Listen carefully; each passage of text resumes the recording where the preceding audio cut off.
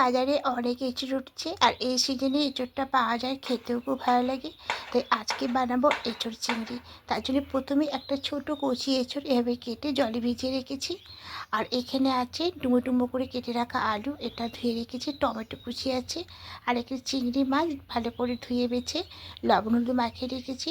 এবার মিক্সার জারের মধ্যে আদা রসুন নিয়েছি, কয়েকটা শুকনো লঙ্কা দেব, 1 চামচ গোটা জিরে আর 1 চামচ গোটা ধরে দিয়ে সামান্য জল দিয়ে পেস্ট করে নেব। এবার প্রেসার কুকারের মধ্যে এঁচোড়টা নিয়ে নেব, আলুটাও নেব। তার জন্য আমি এখানে আলুটা বড় বড় করে কেটে নিয়েছি। আর এটা কচি এঁচোড়, বেশি সেদ্ধ করা দরকার হবে না, তাই আমি খুব তাড়াতাড়ি করার জন্য প্রেসার কুকারে করছি। এবার এখানে সামান্য পরিমাণে লবণ দেব আর সামান্য হলুদ গুঁড়ো দেব, দিয়ে একটু জল দেব, দিয়ে এটাকে 1 থেকে 2টো সিটি করে নেব। 2টো সিটি হয়ে গেছে। এবার প্রেসার কুকারে ঢাকাটা খুলে একটা ছিদ্র করা থালার মধ্যে ঢেলে নেব, তাহলে জলটা ঝরে যাবে আর খুব তাড়াতাড়ি ঠান্ডাও হয়ে যাবে। একটা কড়াই বসিয়ে দিয়েছি, কড়াইয়ের মধ্যে সর্ষের তেল দেব, দিয়ে তেলটা একটু গরম করে নেব। তেলটা খুব ভালো করে গরম হয়ে গেছে। প্রথমেই আলুগুলো দিয়ে একটু হালকা নাড়াচাড়া করে ভেজে নেব। আলুগুলো লাল করে ভেজে নিয়েছি, এবার আলুগুলো সব তুলে নেব। এবার এই তেলের মধ্যে এঁচোড়গুলো দিয়ে এটাকেও হালকা নাড়াচাড়া করে একটু ভেজে নেব। এঁচোড়গুলো হালকা লাল করে ভেজে নিয়েছি, এবার এটাও তুলে নেব। এবার সবার শেষে এখানে চিংড়ি মাছগুলো দিয়ে দেব। এবার চিংড়ি মাছগুলো দিয়েও নাড়াচাড়া করে একটু ভেজে নেব। চিংড়ি মাছগুলো হালকা লাল করে ভেজে নিয়েছি, এবার এটাও তুলে নেব। এবার কড়াইয়ের মধ্যে আবার কিছুটা সর্ষের তেল দেব। এবার তেলের মধ্যে ফোড়নে দেব গোটা গরম মশলা, দারুচিনি, এলাচ, লবঙ্গ আর গোটা জিরে।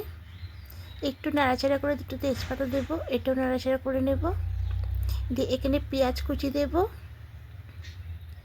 এবার দেবে টমেটো কুচি। এবার সব কিছু একটু ভাজা ভাজা করে নেব। একটু ভাজা ভাজা করে নিয়েছি। এবার এখানে পরিমাণ মতো লবণটা অ্যাড করব। এই সময় লবণটা দিলে তাহলে পেঁয়াজ আর টমেটো খুব তাড়াতাড়ি নরম হয়ে যাবে। এবার দিয়ে খুব ভালো করে একটু কষিয়ে নেব। মশলাটা পেস্ট করা হয়ে গেছে, এটা একটা বাটির মধ্যে নিয়ে নেব।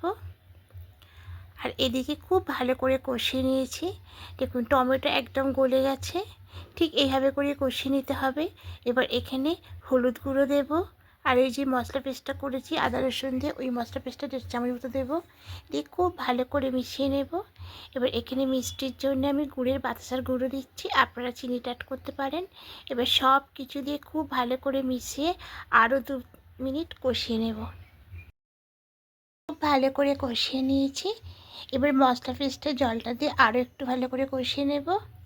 এবার যে ভেজে রেখেছিলাম আলু, এঁচোড় আর চিংড়ি মাছ, ওটা এর মধ্যে দিয়ে দেব, দিয়ে সব কিছু মশলার সঙ্গে খুব ভালো করে মিশিয়ে নেব।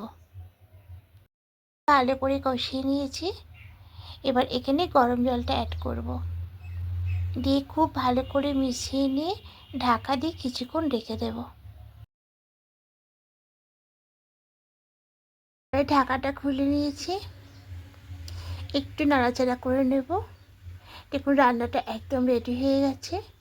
একটু ঝোল ঝোল রাখবো, এর থেকে বেশি শুকনো করব না।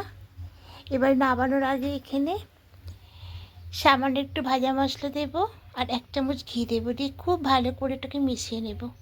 তা ভাজা মশলাটা আমি বেশি করে বানিয়ে রেখে দিয়েছিলাম।